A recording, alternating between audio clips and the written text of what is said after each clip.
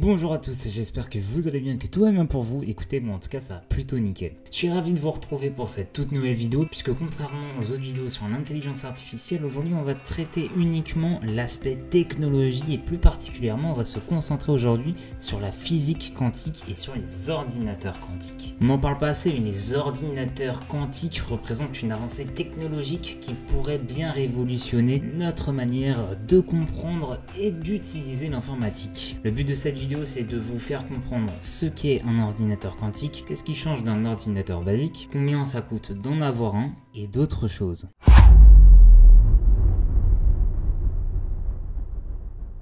Alors que les ordinateurs classiques utilisent des bits pour stocker et traiter l'information, les ordinateurs quantiques, eux, utilisent des qubits qui exploitent les propriétés étranges et fascinantes de la mécanique quantique. La mécanique quantique, c'est une branche de la physique. Elle va permettre d'étudier les phénomènes au niveau atomique et subatomique. Elle va nous permettre d'introduire des concepts tels que la superposition et l'intrication. La superposition quantique, c'est quand un objet peut être dans plusieurs états tant qu'on ne l'a pas mesuré. Ça veut dire que tant qu'on n'a pas traité ce dit qubit, eh bien il sera dans plusieurs états en même temps. L'intrication quantique, c'est quand deux objets peuvent s'influencer même en étant séparés d'une grande distance. Donc contrairement aux bits classiques qui peuvent être soit 0 ou 1, les qubits peuvent exister dans une superposition d'états. Cela signifie qu'un qubit peut être à la fois 0 et 1 en même temps, ce qui permet une plus grande flexibilité et une vitesse de calcul accrue. La superposition permet aux qubits de réaliser plusieurs calculs simultanément. Cette capacité à effectuer des calculs en parallèle permet aux ordinateurs quantiques de résoudre des problèmes complexes beaucoup plus rapidement. Prenons l'exemple de la recherche d'un élément dans une liste non triée de n éléments. Un ordinateur classique prendra en moyenne O de n opérations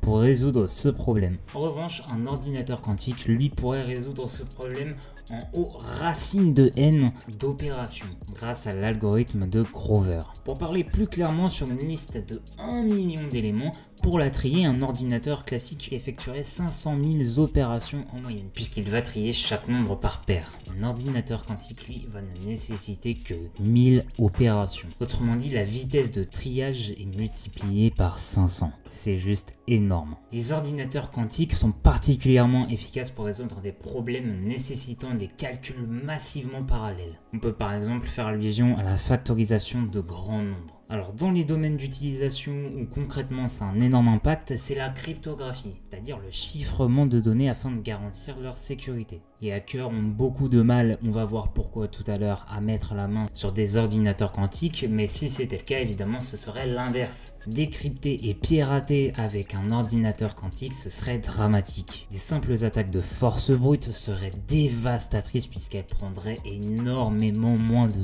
temps qu'une opération de force brute avec un ordinateur classique. Les ordinateurs quantiques ont donc le potentiel de révolutionner divers domaines, notamment la cryptographie, mais également la simulation moléculaire, l'optimisation de systèmes complexes et même l'intelligence artificielle. Dans le domaine de la cryptographie, on peut notamment citer l'exemple de l'algorithme RSA qui est beaucoup utilisé dans le chiffrement des données. Il va reposer sur la difficulté de factorisation de grands nombres composés. Un ordinateur classique mettrait des milliards d'années pour factoriser un nombre de 2048 bits. C'est un nombre tellement grand qu'il m'est impossible de vous l'afficher. Un ordinateur quantique, lui, en utilisant l'algorithme de Shor, qui ressemble grossièrement à ça, pourrait théoriquement accomplir ce miracle en à peine quelques heures. En termes de niveau de calcul, la différence est tout aussi flagrante que lorsque l'on passe du Minitel à l'ordinateur d'aujourd'hui. Alors on utilise le terme ordinateur quantique, mais évidemment c'est pas aussi simple que ça. On va pas pouvoir jouer à Minecraft ou à Skyrim avec un ordinateur quantique, ça ne fonctionne pas comme ça. Un ordinateur quantique, ça va plutôt servir à effectuer d'impressionnants calculs à l'aide d'algorithmes. Des calculs tels que déjà pour un humain ce serait impossible de les effectuer, mais aussi pour un ordinateur. Alors comme vous pouvez le voir, un ordinateur quantique ça ressemble à ça. Alors c'est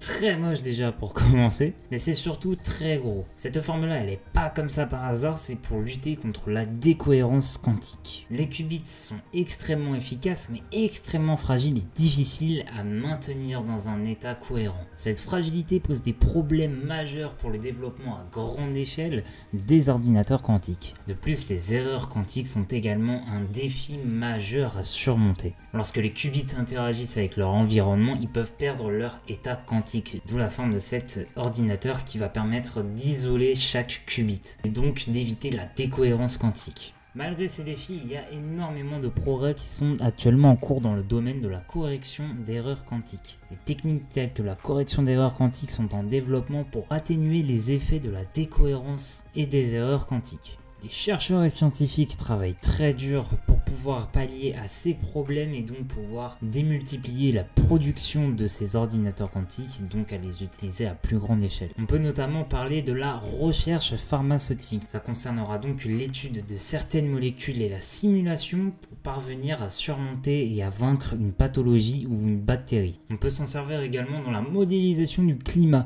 Les ordinateurs quantiques pourraient permettre une meilleure compréhension des phénomènes météorologiques et une prédiction beaucoup plus précise des changements à venir. Et donc lorsque vous regarderez votre journal météorologique, vous aurez tout simplement de meilleurs résultats. En ce qui concerne l'intelligence artificielle, les ordinateurs quantiques pourraient avoir une énorme influence et révolutionner les algorithmes d'apprentissage machine pour l'intelligence artificielle. Ça permettra des calculs et des analyses beaucoup plus rapides de données. Par exemple, un algorithme de clustering qui prendrait normalement des jours à s'exécuter sur un ordinateur classique pourrait être accompli en quelques minutes seulement sur un ordinateur quantique, ouvrant ainsi de nouvelles possibilités de traitement des données et de résolution de problèmes complexes. Alors tout ça c'est bien beau, mais quel est le coût de production des ordinateurs quantiques? Puisqu'il faut savoir que en plus de l'ordinateur quantique donc qui nécessite des pièces quantiques, ce qui coûte est déjà très cher, et bien ces ordinateurs ont besoin de conditions très spécifiques pour pouvoir fonctionner. Il faut qu'ils soient confrontés à des températures extrêmement basses. On peut parler notamment de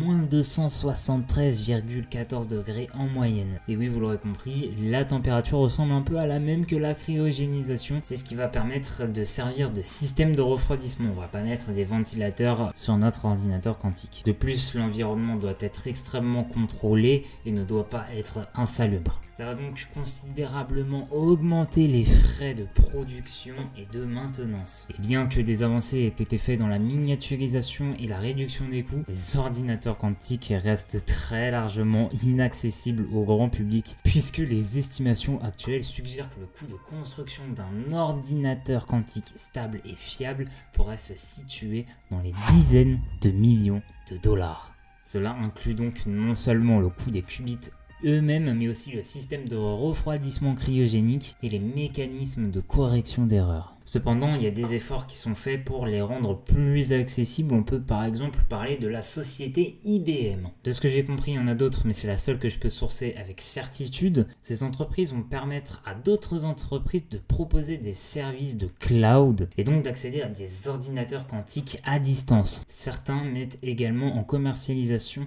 des pièces d'ordinateurs quantiques. C'est extrêmement cher et on est par contre évidemment très loin d'un rendement aussi élevé qu'un ordinateur quantique. Voici donc pour cette vidéo, elle est déjà terminée. On a vu un peu les ordinateurs quantiques, à quoi ça servait, leur coût de production, les limitations et les défis qu'ils imposaient. Si cette vidéo vous a plu, n'hésitez pas à mettre un pouce bleu et à vous abonner à cette chaîne YouTube. J'ai pu voir qu'on avait un taux assez catastrophique de vues par rapport à nos abonnés, donc vraiment n'hésitez pas, si ça vous plaît, abonnez-vous. La prochaine vidéo portera sur ChatGPT, j'espère qu'elle vous plaira. Je vous souhaite une bonne journée et à bientôt.